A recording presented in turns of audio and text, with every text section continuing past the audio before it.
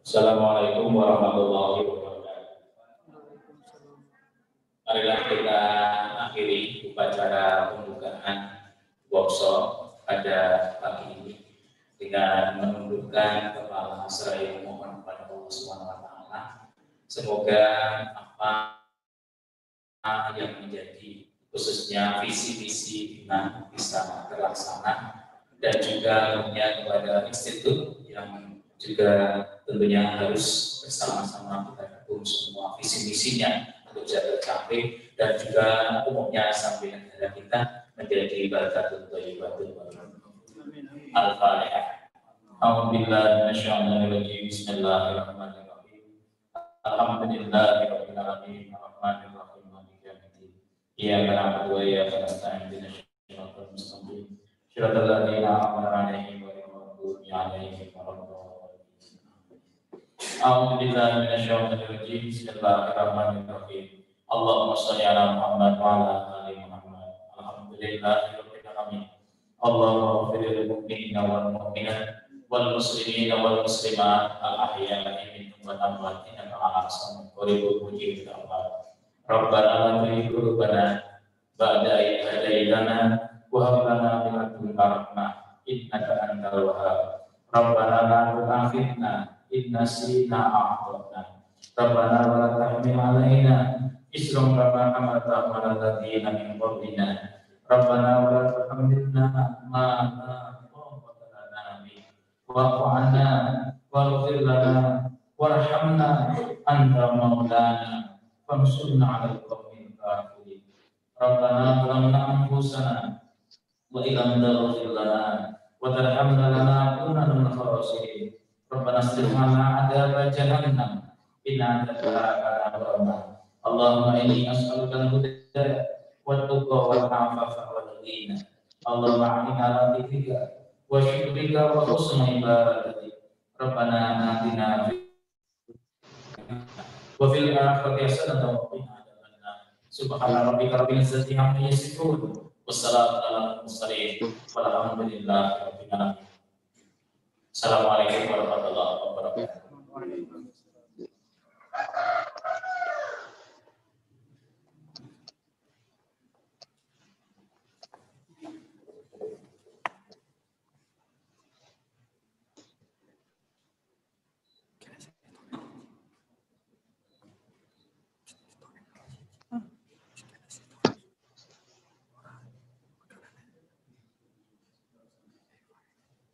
Demikian penutupan acara pada hari ini.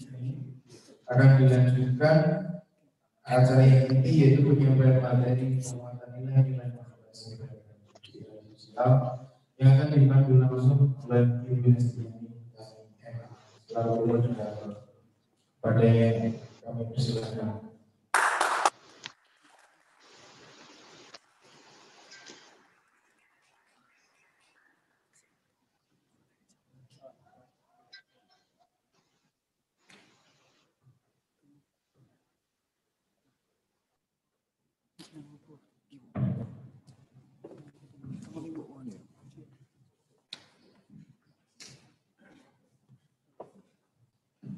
Bismillahirrahmanirrahim.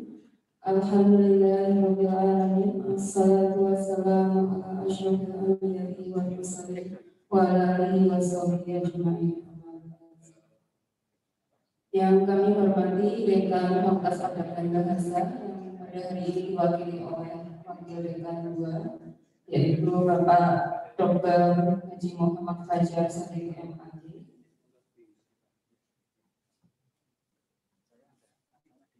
Para hadirin yang berbahagia, serta para peserta yang juga ikut bergabung dalam acara ini melalui Zoom. Assalamualaikum warahmatullahi wabarakatuh.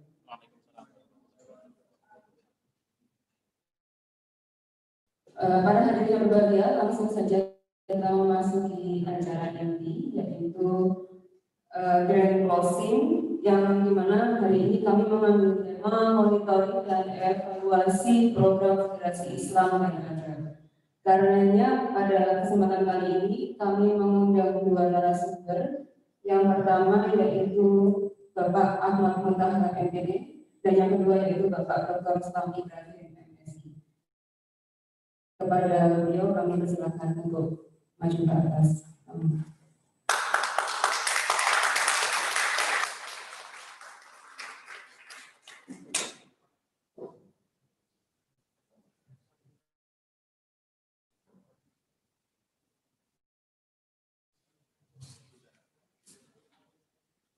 Baik, untuk menyingkat acara, kita langsung saja mendengarkan materi yang akan dipaparkan oleh kedua narasumber. Untuk narasumber yang pertama, yaitu Bapak Ahmad Muntahar MPD. Sebelumnya saya akan membacakan CV dari beliau.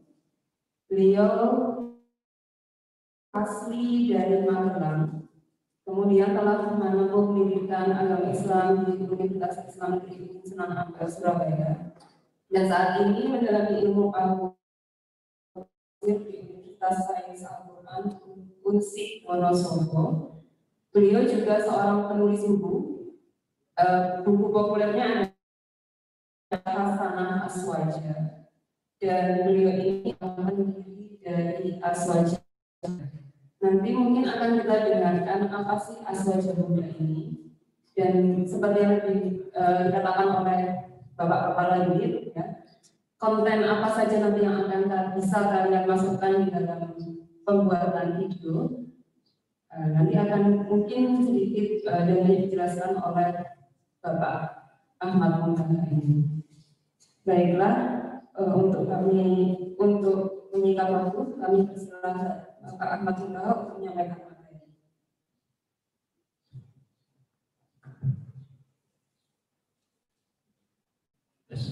Assalamualaikum warahmatullahi wabarakatuh. Bismillah, alhamdulillah, al-qaim fi kitabil karim wa ma arsalnaka illa rahmatan lil alamin. Wassalatu wassalamu ala sayyidina wa habibina wa maulana Muhammad al-qaim bi hadis syarif al-jamaah rahmah wa al-furqan wa ala alihi wa sahbihi wa man tabi'ahum bi ihsan ila yaumiddin. Amma ba'd. Para sivitas akademika IAIN Surakarta, IAIN Surakarta, Bapak Dekan, Wakil Dekan, Dr. Rustam, Mbak Esti, serta para Ustadz Asyik, Ketua Bina, kemudian para hadirin, para mahasiswa-mahasiswi baik yang ada secara offline di sini maupun yang ada secara online melewati Zoom. Berintifah Pemimpin, saya sangat berbahagia sekali pada kesempatan pagi yang cerah ini bisa ikut hadir dalam acara secara substansial adalah pengutamaan moderasi Islam. Karena apa? Situasi masyarakat kita khususnya yang beragama Islam dalam konteks sekarang di Indonesia ini, entah itu di kampus, entah itu di tengah masyarakat, entah itu di pesantren, entah itu di profesi dan semisalnya, ini memang beragam, bermacam-macam. Tidak masalah kalau beragam karena kita sejak dulu sudah diajarkan pendidikan oleh para nenek moyang kita, sementara oleh para panutan kita dalam beragama yang ulama, kita diberi teladan-teladan yang sangat luhur yang akan kita bahas pada kesempatan kali ini. Nah, namun kondisi yang semacam itu ternyata situasi konteks sekarang berubah. Dulu sebelum ramai-ramai adanya khilafah, sebelum ada Hizbut Tahrir atau belum muncul mereka ini ada pemahaman keagamaan yang mudah menyalahkan satu dengan yang lainnya, khususnya berkaitan dengan minta maaf praktek beragama yang berbeda antara sebagian orang dengan sebagian orang yang lain, sehingga di telinga kita itu sering terdengar ujaran-ujaran keagamaan yang digunakan untuk menyalahkan orang lain. Sebagaimana contoh, kullu bid'atin dhalalah wa kullu dhalalatin fitnah. Saya mau tanya ke teman-teman mahasiswa yang ada di sini, kira-kira pernah tidak disalah-salahkan sama teman yang lain? Rekan, pernah apa belum? Kita melakukan sesuatu, sebenarnya kita juga melakukan tradisi atau kebiasaan kita atau cara beragama kita yang berbeda dengan orang lain, akhirnya dianggap itu dibid'ahkan, disalah-salahkan. Ada nggak? Ada nggak? Belum pernah. Nah, itu cerita zaman atau waktu-waktu dahulu. Akhirnya kebetulan saya terlibat dalam beberapa kegiatan, di antaranya berkaitan bagaimana harus utamakan moderasi dalam beragama itu. Konsentrasi kita pertama dulu adalah bagaimana memberikan pemahaman sandingan berkaitan dengan cara beragama. Karena apa? Karena temuan-temuan yang kita dapatkan, orang-orang yang mudah menyalahkan orang lain ini cenderungnya adalah tekstualis, memahami Al-Quran, memahami hadis secara tekstual keras, kemudian digunakan untuk mengatakan orang lain. Sebagaimana contoh tadi menyalahkan orang lain dengan argumentasi keagamaan. Ini kenapa bisa terjadi? Karena cara beragamanya yang potong kompas, yaitu ambil kepada Quran, ambil kepada hadis, tidak melalui metodologi keilmuan yang benar. Sehingga dari sinilah pemahaman-pemahaman yang mudah menyalahkan orang lain itu muncul. Oleh karena itu, dalam Al-Quran sendiri sudah disampaikan bahwa dalam mengambil agama itu harus melalui metode keilmuan yang jelas dan dapat dipertanggungjawabkan. Kalau tidak bisa, maka nanti melalui orang-orang yang memang jelas-jelas mempunyai metode dalam keilmuan dalam beragama itu. Sebagaimana dikatakan dalam Al-Quran, wa ma'arata fas'alu ahla dzikri in kuntum la ta'lamun. Maka bertanyalah kepada orang-orang yang ahli, ulama yang biasanya ahli dzikir, ingat kepada Allah Subhanahu wa taala. Allahumma sholli ala Muhammad. Kayak pengajian. Nah, harus bertanya kepada ulama in kuntum la ta'lamun ketika kita ini tidak bisa, ketika kita ini tidak paham permasalahan agama. Saya contohkan begini. Ini HP ini baru saja kemarin, kemudian rusak. Kira-kira secara profesional, secara metodologi keilmuan yang jelas, kalau saya berikan kepada Dr. Rustam, kira-kira HP ini tambah rusak untuk diservis atau jadi baik maksudnya, bisa diservis. Tentu ini akan rusak. HP ini tidak bisa tambah rusak. Karena apa? Meskipun Dr. Rustam itu Kepala Pusat Studi Pancasila dan Kebangsaan di Surakarta, tapi kalau urusan HP beliau tidak membicarakan. Beliau alimun fi babi belum alim dalam HP. Nah, ini contohnya. 5 bulan dan 5 masa. Nah, dari sinilah, dari contoh pemahaman yang sederhana seperti inilah, nanti akhirnya turunannya akan banyak. Banyak orang yang menyalahkan. Jadi prinsip beragamanya, prinsip dakwahnya yang dikembangkan, pokoknya tidak sesuai Al-Quran, pokoknya tidak sesuai hadis, maka itu salah dan neraka. Itu tidak Islam. Ini yang sedang berkembang di Indonesia semacam ini. Nanti penyisirnya adalah amalan kita, ibadah kita yang tidak dianggap syar'i terhadap mereka. Cara berjilbab yang tidak dianggap syar'i, tidak pakai hijab semua, tapi pakai masker. Kemudian dalam cara beragama, saya ingat ketika kita acara semacam ini di Bali, ada beberapa waktu yang lalu, ada bedah fikih kebangsaan, salah satu aktivitas harus utamakan upaya harus utamakan moderasi beragama. Acara belum mulai, masih ada di tempat transit, masih ngopi-ngopi. pagi bersama tuan rumah, ternyata ada orang datang dari pasar, teman nggak panen dia, tapi dia harus bekerja di pasar. Setelah datang ke tempat transit, ngobrol-ngobrol berkeluh kesah. Jadi ini begini nih, kalau di Jawa ada kasus-kasus, nah, kebetulan waktu itu 5 titik bom bunuh diri berdasarkan pemahaman keagamaan yang keliru sedang meledak di Surabaya. Jika ada teman-teman, ada di kepolisian, ada di gereja, dan sebagainya. Masih ingat ya? Nah, pagi itu saya sedang di Bali.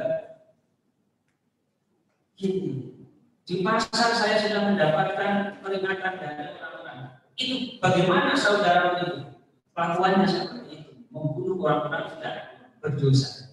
Jadi orang Bali, lama di Bali, tidak kenal orang yang ada di Surabaya yang melakukan bom bunuh diri karena kesamaan agama, akhirnya dianggap bahwa itu pikirannya sama dengan orang yang ada di Bali, pikirannya sama dengan orang-orang yang ada di Surabaya yang melakukan pelaku dari bom bunuh diri. Nah, ini kan sangat berbeda.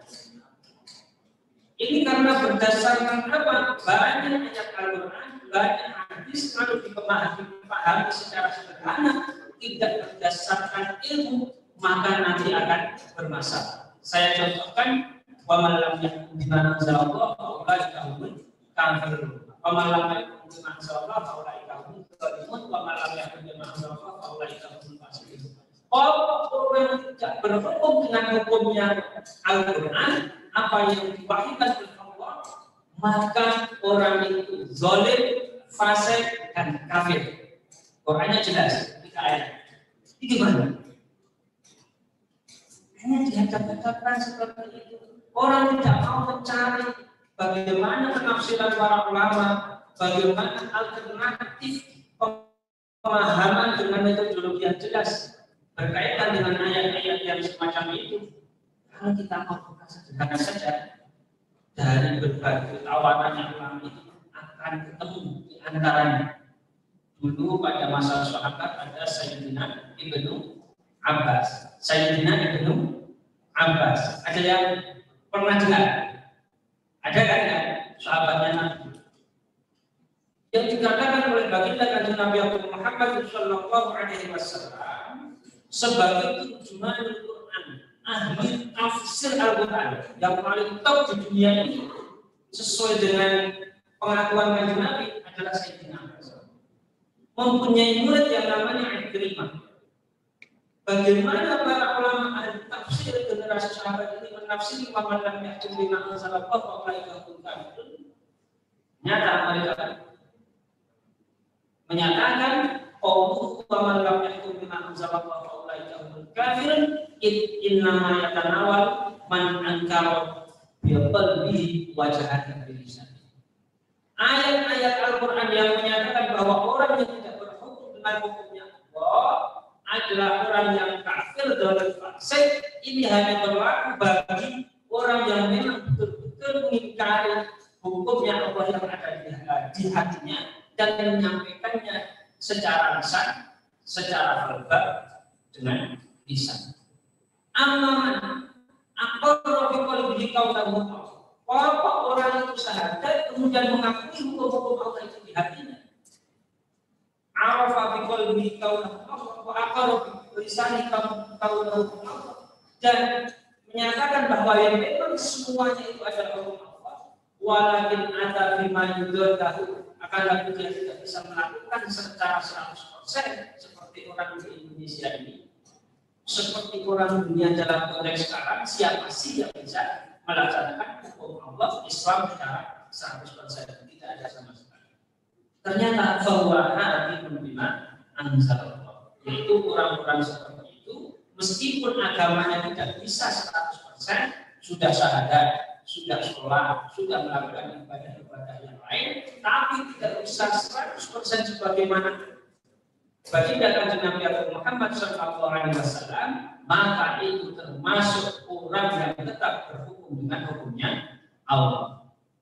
Oleh karena ini, dengan contoh penafsiran yang semacam itu, akhirnya kita tidak mudah oh dia ternyata dulu ada di dunia akademis itu ada kategorisasi santri, abangan, sama apa kira-kira secara muslim ilmunya jelas. Kita tidak bisa berikan dalam dua istilah kemudian dari istilah yang kita nanti tidak menyalahkan orang yang katakanlah tentu ini akan bisa dengan agama bisa jadi bahasa orang kita tidak akan menyalahkan malapusan banyak sekali bangsa pokok orang Islam dia beliau bagi Islam dan pasti mempunyai peran dalam Islam. Nah dari sini kita nanti yang akan membawa banyak karena orang tidak makan Islam adalah PNS. Karena apa kan? Pokoknya tidak sesuai pokoknya tidak sesuai maka ternyata yang masalah neraka yang dikasih yang sedang berkembang di Indonesia kan itu ada isinya adalah nama bahwa itu tidak berguna untuk melakukan.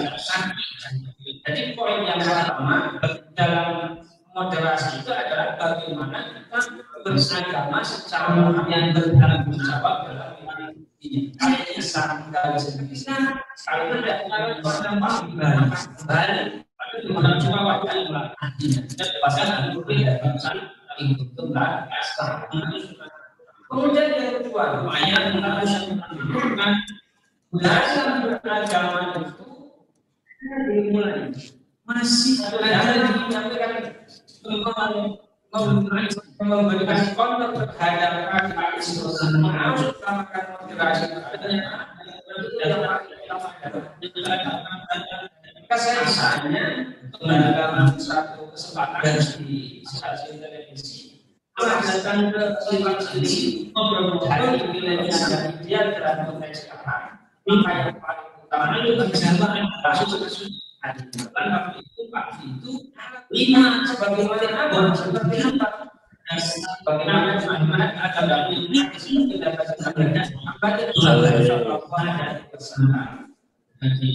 polisi yang kami telah hadir jangan wajib saya hasan bahwa yang nasab dihulukin hasan masa saya menciptakan materi ini dalam aplikasinya bagaimana saudara harus apalagi kalimat di mana saja lalu akhlak dan aturan nama ini ada yang menyatakan orang yang akan berasal ini dengan agama, kemudian ada yang mengatakan bahwa iman ada karena sakit orang lain, maka dia akan tidak mudah membalas. Ada yang menyatakan kalau mudah memberikan masalah, tapi berbeda apa yang disampaikan berdasarkan apa ada victory kalau mau membaca. Dia menyatakan maksud untuk pekerjaan baik ini adalah maka nanti akan nas tapi menyampaikan bahwa itu praktek-praktek beribadah, praktek-praktek beragama, praktek berislam yang ada di tengah masyarakat berhukum dan beragama. Al-Quran merupakan apa yang para kita sebagai Islam boleh tahu dan maka harusnya juga sebagai muafakat Indonesia melakukan penyelarasan adaptasi masyarakat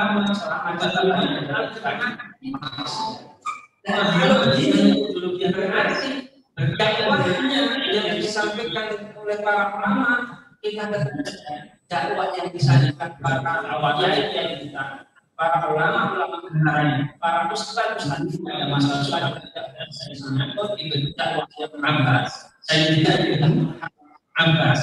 Saya pernah juga masyarakat. Ada apanya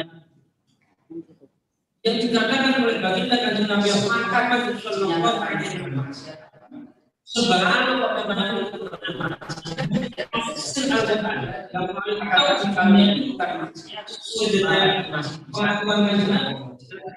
bukan mempunyai agama yang tidak sesuai dengan saya, tidak sesuai dengan hadis.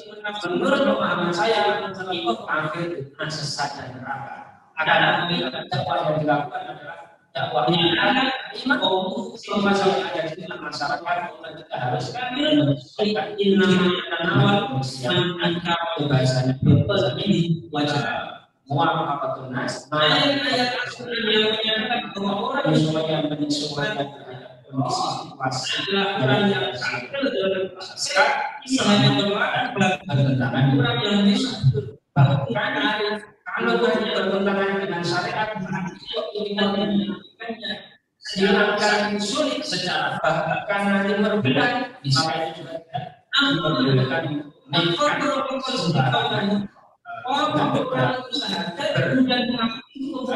perhitungan yang matang akhirnya melakukan anarkis atau sama mungkar. Allah menyatakan bahwa sudah lama ada rasa kedua jauh sejak kemudian yang kedua adalah seninya adalah akhlak karya. Kemudian yang ketiga orang dunia adalah bagaimana sih membangun jejaring jaringan di antara berbagai elemen bangsa yang ada ini mempunyai agama yang sama, kesamaan dalam menganggap pentingnya moderasi. Karena itu yang masa dilakukan oleh satu orang tidak orang maka kita masuk bagaimana kita dengan berpunya Rasulullah SAW al-jannah ini juga penampilan yang semacam ini keramanya semua walaupun yang ternyata yang ada bersamaan yang akan dilaksanakan sosialisasi ini akan antri bersama bersama semuanya kita dalam beragama pemahaman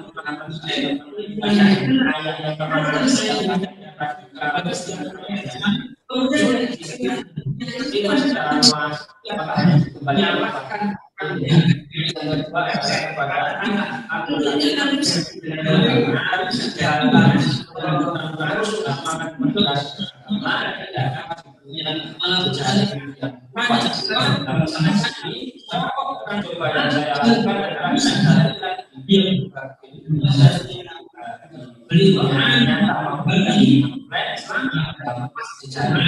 bersama mempunyai peran bersama orang-orang yang mempunyai situasi semacam ini dilakukan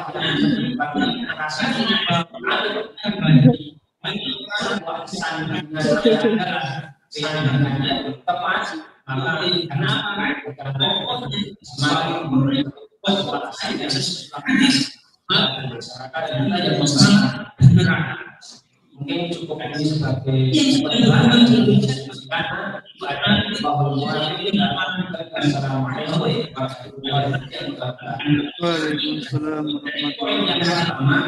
dalam moderasi itu adalah bagaimana beragama secara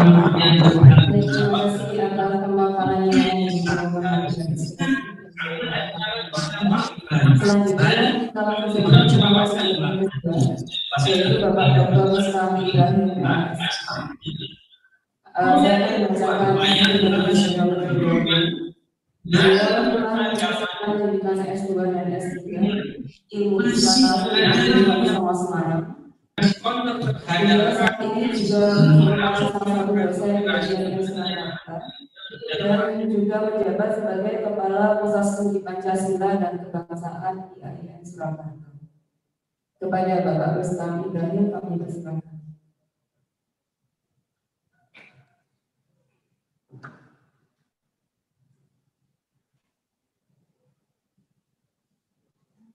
Assalamualaikum warahmatullahi wabarakatuh. Alhamdulillahirabbil alamin. Wassalatu wassalamu ala asyrofil anbiya'i wal mursalin sayyidina Muhammadin wa ala alihi wa sahbihi ajma'in. Rabbi shrah li sadri wa yassir li amri wahlul 'uqdatam min lisani yafqahu qawli. Amma ba'd.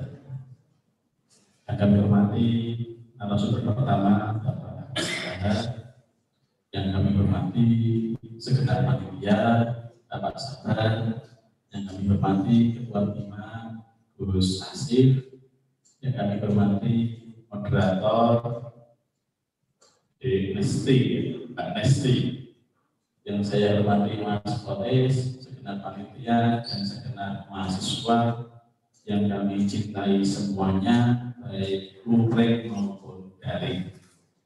Semangat pagi semuanya. Alhamdulillah. Hari ini kita akan membahas terkait Islam moderat. Nah, di sini saya akan menjelaskan apa pengertian Islam moderat. Tadi sudah disampaikan oleh Mas Kiai Muntaha terkait item-itemnya. Kita harus berilmu, kita harus belajar pada yang sesuai dengan ahlinya. Itu penting sekali. Tapi kita perlu tahu, kita perlu mengenal apa itu Islam moderat. Ya, moderat itu bahasa Inggris. Moderat itu bahasanya ya berada di tengah-tengah ya, Pak ya. Tengah-tengah itu ya tengah di antara dua sisi. Di antara dua sisi yang kaku dan satu sisi yang lembek.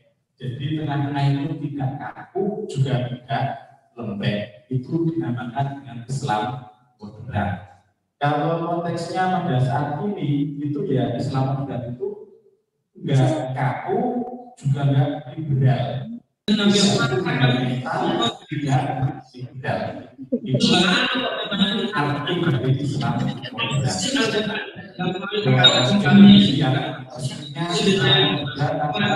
Islam yang selalu berada dan berimbang di antara kawasan.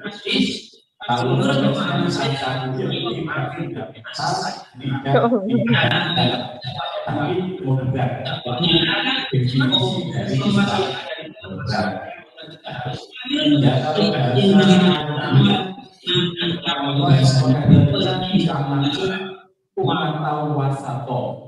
jadi Allah menjadikan umat Islam saat ini adalah umat yang moderat, umat yang wasatiyah, tengah-tengah. Wasat itu ya artinya bagus. Kalau cewek ya cantik ya, kalau cowok ya ganteng. Hasan artinya wasat itu moderat itu ya hasan. Hasan itu bagus. Tadi itu ya pokoknya indah. Islam yang indah itu merupakan ciri khas dari umat Nabi Muhammad sebagai umat Islam yang moderat. Apa itu ciri-ciri dari umat Islam yang moderat sebagaimana yang digambarkan Al-Quran tadi? Wasato tadi, wasatiyah tadi. Ya dalam berbagai hal itu ada indikatornya. Yang pertama ya Islam moderat itu tawassut itu pasti. Wasatiyah selalu berada di tengah. Contohnya kalau kita sholat itu kan kalau berjamaah itu ada imam, ada makmum. Jamaah mana ada sendirian. Kecuali yang punya jin kalau nggak mungkin ya. Jadi kita jamaah itu ada imam, ada makmum. Bacaan imam itu juga harus moderat sesuai tuntunan Nabi. Bacaan suratnya itu ya jangan panjang-panjang. Kalau seandainya imam kita sholat maghrib, makmum pada imam yang bacanya surat Al-Baqarah, gimana pikiran kalian, gimana sikap kalian? Mesti memikir kok gaya-gaya atau yang ya.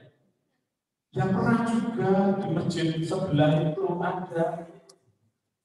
Jadi ada seorang makmum, ada seorang imam. Bacaannya itu surat itu loh, An-Naba, Ngamayat Tasawuf itu ya. Surat maghrib bacaannya surat An-Naba. Ya Allah, si tua-tua gitu ya, yang di belakang ibu, bapak ibu kalian semua itu selak dari dalam ya Allah ini selak neng kamar mandi, selak neng ono urusan lari pasar suwe-suwe to yo. Nah, itu kan terlalu berlebihan. Jadi Islam modern itu ya kalau bisa ya kalau sholat maghrib ya makmum, kalau imamnya cukup ya al-makmum milah ya kan, al-makmum atau ayat favorit, sholat favorit kan kulhuwailek ya kan.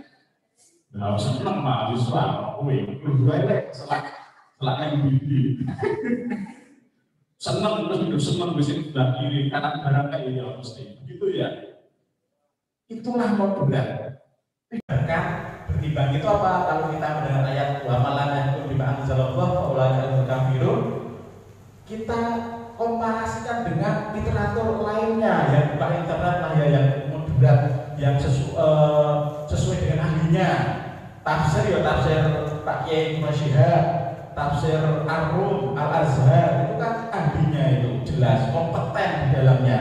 Ya akhirnya kalau kita beribadah, oh ternyata orang yang kafir itu adalah orang yang mengingkari, orang yang terang-terangan menentang terhadap hukum-hukum Allah. Nah itu orang kafir. Kalau tidak menentang, tidak mengingkari, ya tetap dia berhukum kepada hukum Allah Subhanahu wa Ta'ala. Saya jadi ingat kaidah fikih Pak Yai. Malah yudroku kulluh, la yudroku kulluh. Sesuatu yang tidak bisa kita ambil semuanya, yo jangan ditinggalkan semuanya, ya kan ya? Ya contohnya yaitu tadi, kalau di Indonesia itu kita sudah lumayan di Indonesia ini hukum perkawinan pakai agama Islam, bener gak deh? Hukum Islam perkawinan pakai hukum Islam, bener gak? Kayak ngerti mbak, nikah kok. Pokoknya masih ya kan ya. KUHP, hukum-hukum pernikahan Islam itu sudah pakai hukum Islam, pewarisan, kemudian ibadah juga tidak dilarang. Apalagi Pancasila, ya saya kebetulan membidangi Pancasila, Mas Kiai. Pancasila itu kan semua kan intisari ajaran Islam. Kalau ingin tahu ya, satu, ketuhanan yang Maha Esa. Ketuhanan loh ya, bukan kehutanan. Oh bahaya loh. Ketuhanan yang Maha Esa. Jelas dasarnya. Qul huwallahu ahad. Katakanlah wahai Nabi Muhammad bahwasanya Allah itu Maha Esa, Maha Satu, ketuhanan yang Maha Esa. Contoh Al-Ikhlas. Bahkan zikir setiap hari kita lantunkan la ilaha illallah, tiada Tuhan selain Allah. Itu jelas, itu cetok melo-melo. Kalau saja sila pertama itu tentang ibadah kita kepada Allah Subhanahu wa Ta'ala. Artinya apa? Artinya negara itu menjamin kita beribadah, menjamin kita untuk beragama, menjamin kita untuk beribadah sesuai dengan agama kita dan keyakinan kita masing-masing. Sudah enak toh ya Pancasila itu. Kemudian yang kedua, kemanusiaan yang adil dan beradab. Adil, beradab, berimbang, ya kan? Kalau bahkan salah seorang ulama Mbah Kiai Hamid Kajol itu menghentikan, kalau kita bisa mengamalkan ketuhanan sila pertama dan kemanusiaan yang adil beradab sila kedua, kita bisa jadi wali loh ya. Maksudnya apa? Kita betul-betul fokus pada hablum minallah, hablum minan nas. Hubungan kita kepada Allah, hubungan kita kepada manusia. Itu jadi wali, jadi kasih Allah Subhanahu wa Ta'ala. Ya bener kan ya, karena memang inti kita itu di dunia itu ya hubungan kita baik dengan Allah, hubungan baik kita dengan manusia. Jadi anak soleh, anak yang baik hati, tidak sombong. Ya, seperti Pak Rustam ini kan gitu kan, baik hati, tidak sombong. Begitu ya mahasiswa ya, berimbang. Kemudian ketiga, persatuan Indonesia. Pak Karno itu ketika mau dilengsarkan oleh Pak Harto itu, kalau Pak Karno itu tidak mengugemi persatuan Indonesia, itu perang saudara sampai sekarang. Contoh konkret itu di mana? Yaman, Libya, Suriah, kemudian mana lagi, Baghdad, Irak, itu perang saudara. Dan entah kapan akan berakhirnya nggak tahu kita. Yang cetol-welok pisah ya Korea Utara, Korea Selatan, itu tidak bisa dipersatukan, kayak minyak dan air, kayak anjing dan kucing, ya kan? Kucing itu yang ngeong-ngeong gitu loh ya. Itu Pak Karno kalau nggak ngugemi persatuan Indonesia, katanya Mas Kiai tadi al-jamaah rahmah, persatuan itu merupakan rahmat dari Allah Subhanahu wa taala, kerukunan, persatuan. Ya Indonesia mungkin sudah pecah, nggak tahu seperti apa, tapi Pak Karno lebih baik mengorbankan diri sendiri, beliau mengorbankan kepentingan pribadinya demi apa? Demi persatuan Indonesia. Contoh persatuan Indonesia judulnya apa? Al-Jama'atu Furqah. Al-Jama'atu Rahmah. Persatuan itu rahmat dari Allah Subhanahu wa taala. Emang wis enak, wis nyaman, ibadah nyaman, enak. Bandingkan perpecahan di Baghdad, perpecahan di Irak, perpecahan di Suriah. Kita itu kalau di Suriah itu, di Afghanistan itu sholat itu ya khawatir dibom, khawatir dirampok, khawatir di keamanan kita terganggu dan lain sebagainya. Indonesia itu surga betul kayak surga betul. Baldatun thayyibatun wa rabbun ghafur. Negara yang baik, negara yang indah dan diridhoi oleh Allah Subhanahu wa taala. Dalile kurang Pak Rustam, dalile kurang ya watasimu bihamdil jami'ah wala tafar roku, berpegang teguhlah pada ajaran Allah, tali Allah, dan jangan sekalian bercerai-berai.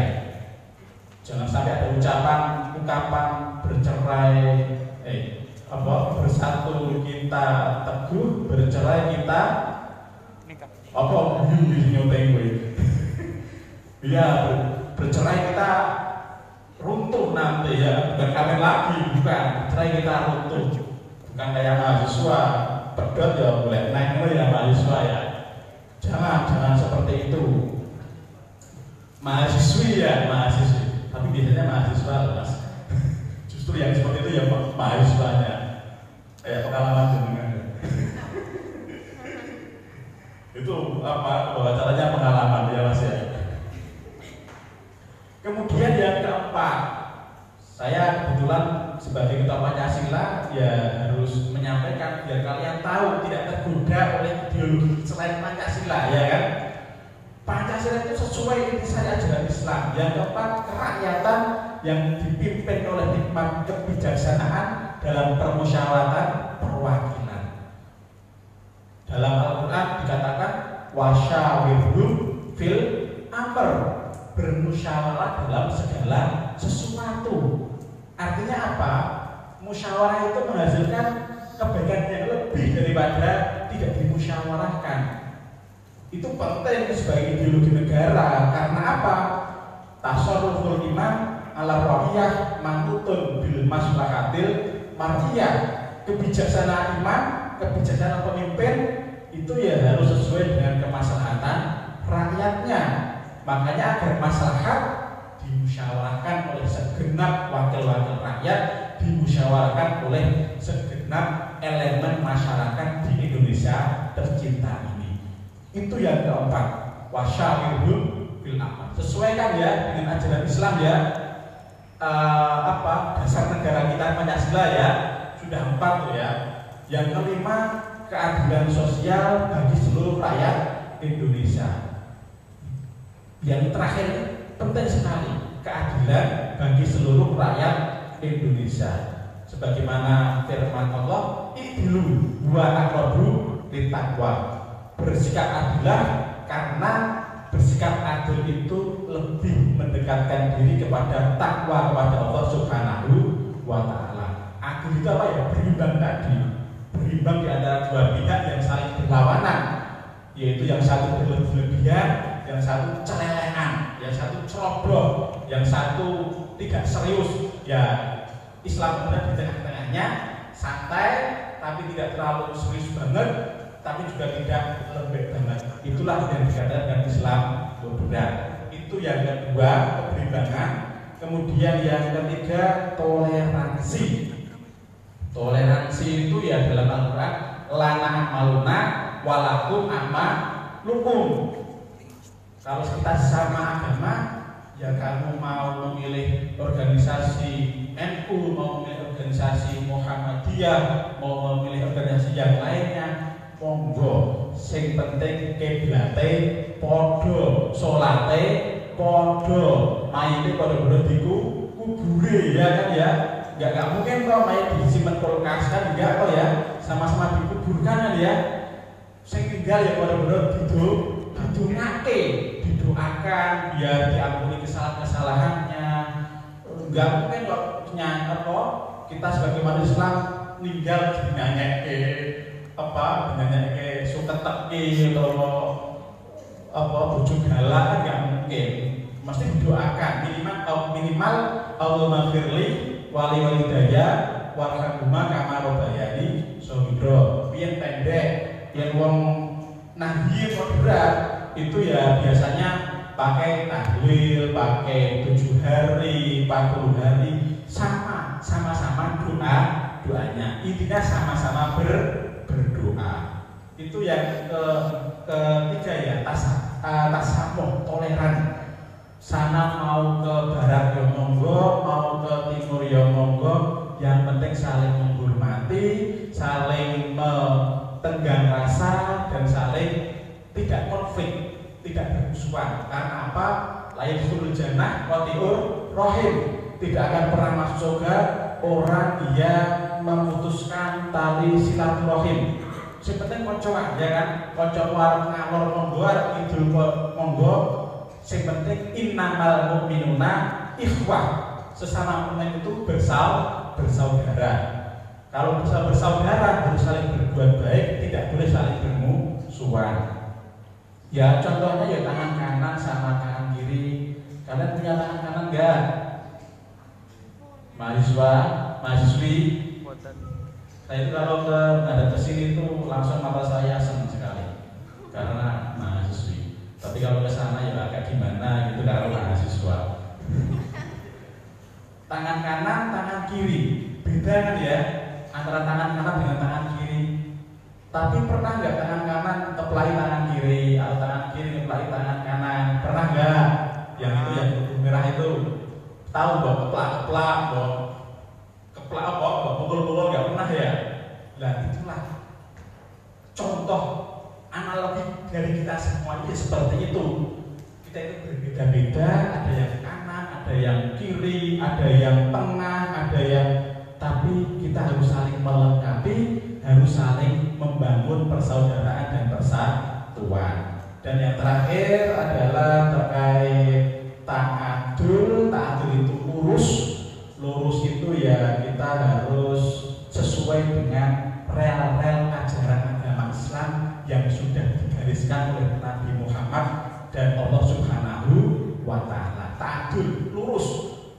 Nabi pernah ditanya oleh sahabat, Nabi, apa yang paling dicintai dari sebuah agama Islam ini?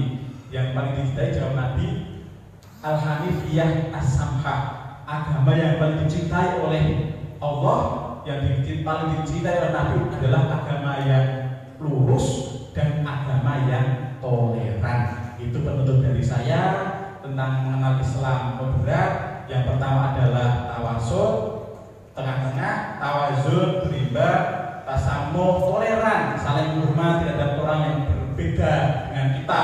Dan yang terakhir ta'adul, tegak lurus sesuai dengan ajaran Islam, ajaran Nabi Muhammad Sallallahu Alaihi Wasallam. Semoga berkah manfaat, semoga kita semua masuk surga Allah Subhanahu Wa Taala. Tambah lagi jadi wali ya, masih aja.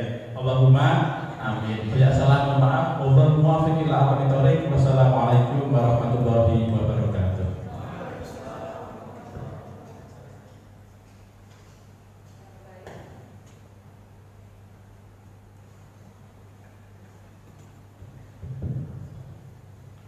Sudah. Baik, alhamdulillah kedua pemateri sudah menyampaikan materinya. Dan saya yakin mahasiswa di sini sudah sedikit paham ya, semakin memahami apa artinya moderasi beragama. Kalau kata mengutip dari Pak Rustam tadi, tidak berlebihan dan tidak celelean, gitu ya. Mungkin itu yang harus dimasukkan ke dalam hati dan pikiran kita. Baiklah, untuk sesi berikutnya adalah sesi diskusi. Mungkin ada pertanyaan atau yang masih mengganjal di hati dari mahasiswa ini tentang apa yang sudah disampaikan oleh kedua pemateri kita. Saya persilahkan. Oke, baiklah, saya membuka 3 pertanyaan dulu ya. Demasnya yang paling belakang. Silakan disebutkan nama dan prodinya dari mana.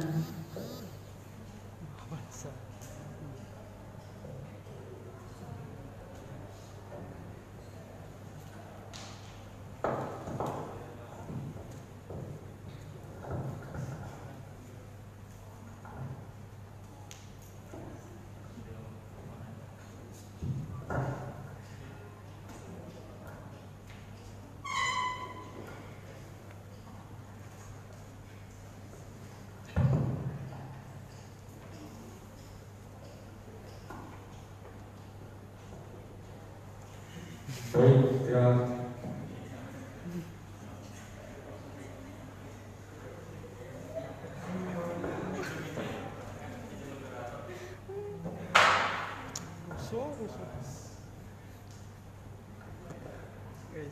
Baik, terima kasih atas waktunya. Selamat pagi sahabat-sahabati dan para pemateri.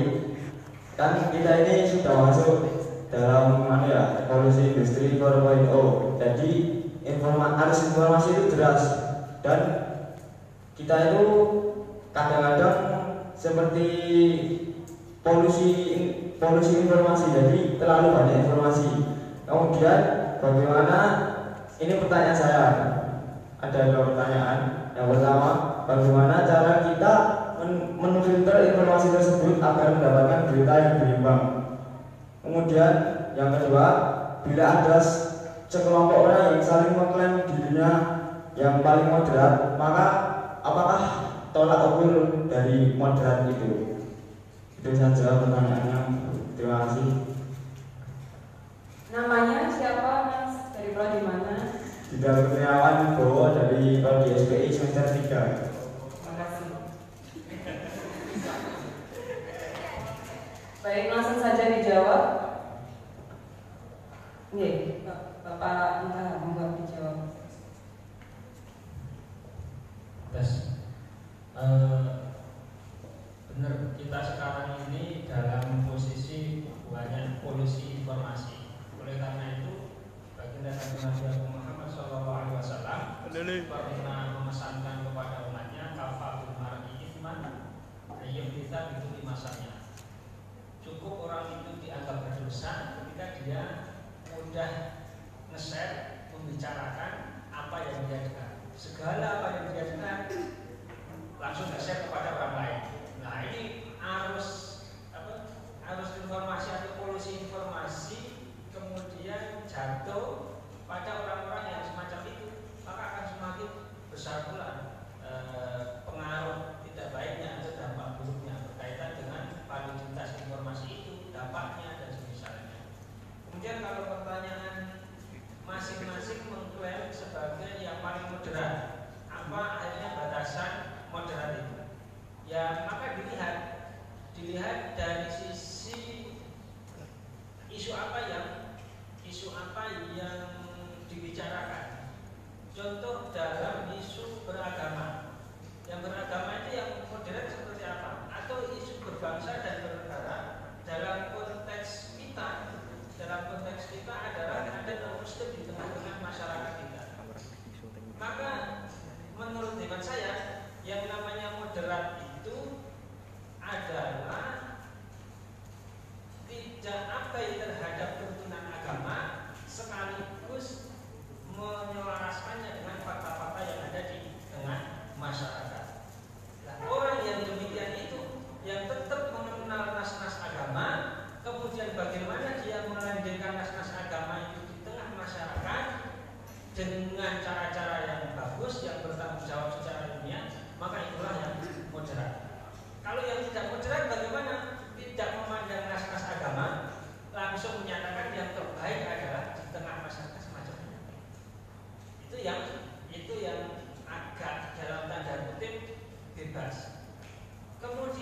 yang agak kaku bagaimana?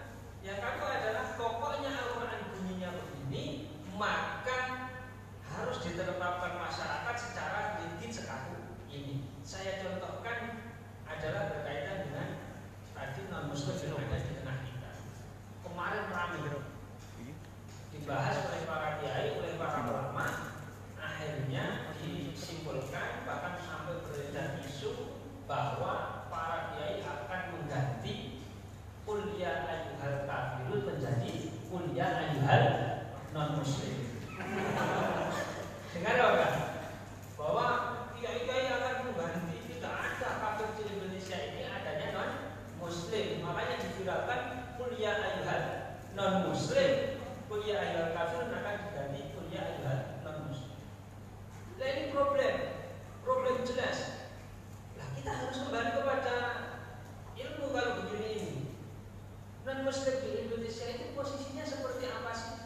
Nah, maka ini akan terjadi perbincangan banyak di antara para ulama. Satu, coba kita analisis non-muslim di Indonesia itu adalah non-muslim dhimmi. Pernah akad dhimah enggak non-muslim itu dengan presiden? Tidak pernah. Kemudian yang kedua, non-muslim musta'man, orang yang negara lain masuk ke Indonesia dengan jaminan keamanan. Tidak pernah melakukan transaksi semacam itu dengan negara karena mereka aslinya Indonesia. Kemudian yang ketiga, mu'ahad, yaitu kalau dalam konteks dulu negara Islam, kemudian negara yang tidak Islam basisnya, kemudian berperang melakukan gencatan senjata. Namanya akhirnya orang-orang yang tidak Islam di negara dulu itu yang gencatan senjata dengan negara Islam dinamakan mu'ahad. Ternyata nggak bisa. Akhirnya ada tawaran kalau non-muslim di Indonesia ini tidak kafir, kalau non-muslim di Indonesia ini tidak dhimmi, tidak mu'ahad, tidak musta'man, maka auto harbi, langsung diperangi, langsung dianggap sebagai non-muslim yang bisa diperangi. Itulah yang terjadi. Akhirnya kita dengar banyak bom bunuh diri di mana-mana. Wa malangah bima anzalallahu ta'ala kafirun. Kemudian dalam fikirnya mereka memahami bahwa di Indonesia itu non-muslimnya adalah non-muslim harbi, halal darahnya, kemudian apa itu namanya? Kemudian hartanya juga halal untuk diambil untuk perjuangan mereka. Akhirnya ulama berbicara, kemudian membahas, melakukan pembahasan, kembali lagi berdasarkan kepada ilmu. Kalau berkaitan dengan fikih, kembali kepada fikih.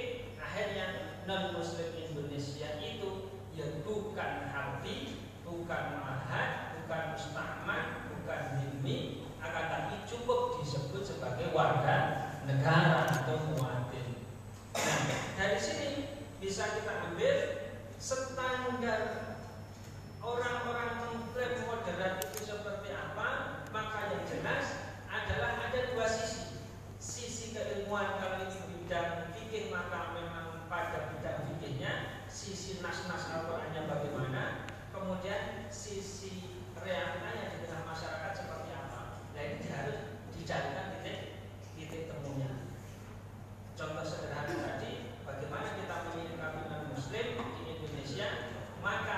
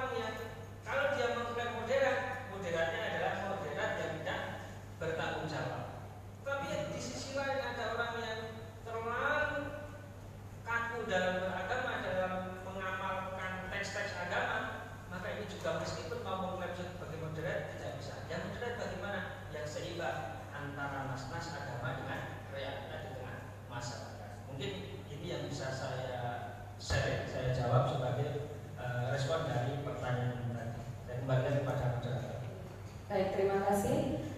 Untuk pertanyaan kedua, ya, Mbaknya yang di depan, silakan.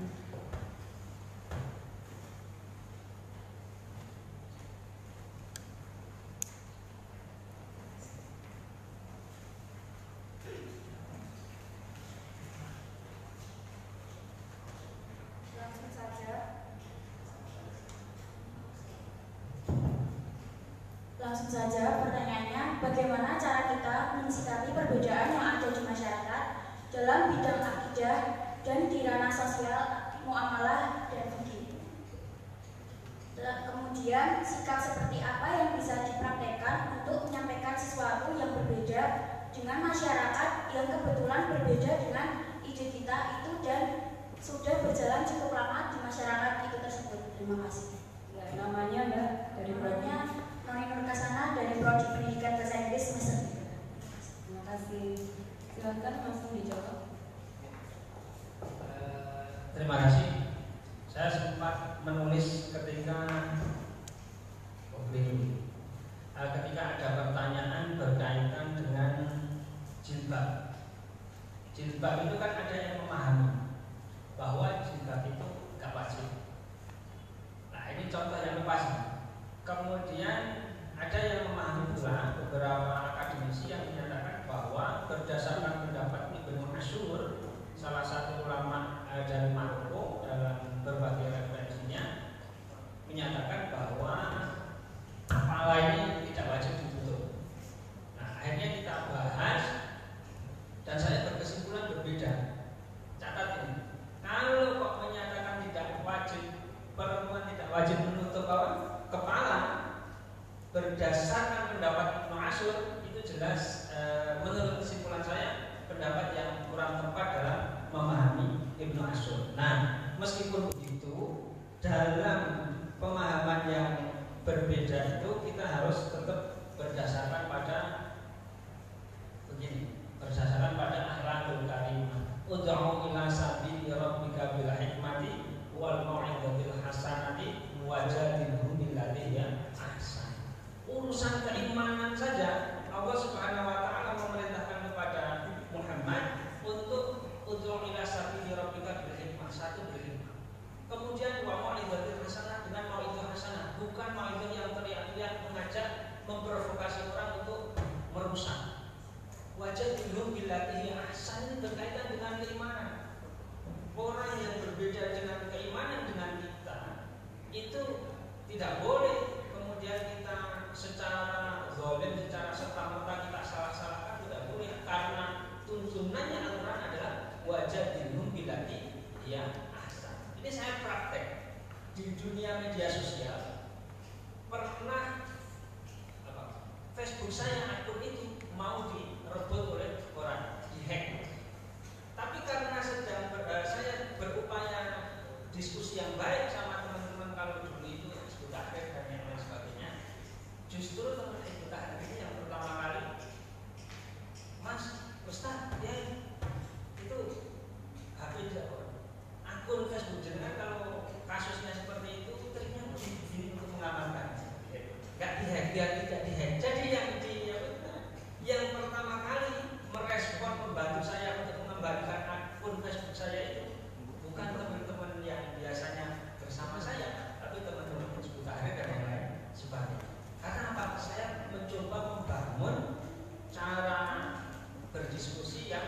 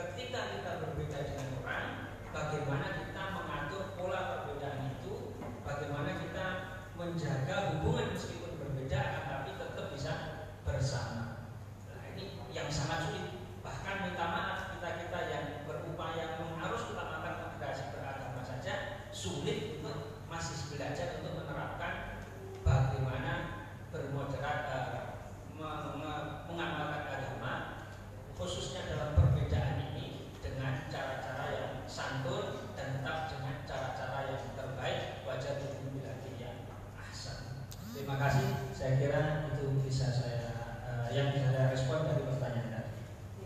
Baik, terima kasih. Sebelumnya saya mohon maaf kepada kedua penanya karena waktunya sangat terbatas. Nanti mungkin bisa kalau masih belum kalau ingin tahu jawaban dari pertanyaan kalian nanti bisa langsung ditanyakan ya, Bapak, ditanyakan ke melalui sosial media beliau ya, melalui Facebooknya bisa dicek di situ ada namanya, langsung diketik saja Ahmad Muntaha dan Bapak Rustam Ibrahim di situ. Baik, saya akan sedikit menyimpulkan dari seminar kita kali ini ya. Untuk dapat beragama secara moderasi ya, langkah awal kita adalah kita mengambil 3 poin dari yang disampaikan oleh Bapak Ahmad Muntaha. Yang pertama adalah kita harus berilmu, dan untuk berilmu itu kita harus bertanya ya, bertanya kemudian berguru kepada ahlinya. Jadi kalau dalam bahasa Inggrisnya kita ini nggak boleh ignorant, nggak boleh cuek ya. Jadi harus terus bertanya dan bertanya. Kemudian yang kedua akhlakul karimah, dan yang ketiga adalah membangun jaringan dengan para orang-orang yang memiliki pemahaman yang sama tentang moderasi agama. Kemudian poin yang kedua dari Bapak Rustam yaitu jangan lupakan Pancasila ya, karena Pancasila sendiri adalah sangat sesuai dengan konteks moderasi beragama di Indonesia. Baik, saya akhiri seminar atau sesi grand closing dari HIMA ini. Saya ucapkan terima kasih sekali lagi kepada kedua narasumber dan juga kepada para mahasiswa baik yang daring dan luring ya yang masih tetap bersemangat. Akhir kata saya selaku moderator undur diri. Semoga kita dapat bertemu kembali di lain waktu dan semoga ilmu yang sudah kita dapat ini bermanfaat untuk kita semua. Wabillahi taufiq wal hidayah. Wassalamualaikum warahmatullahi wabarakatuh. Waalaikumsalam warahmatullahi wabarakatuh.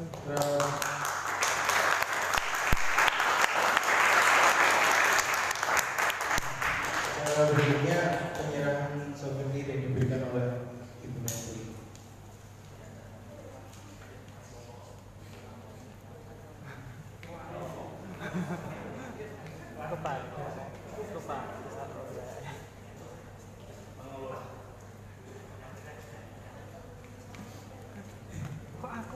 Pada Ketua HIMA dipersilakan.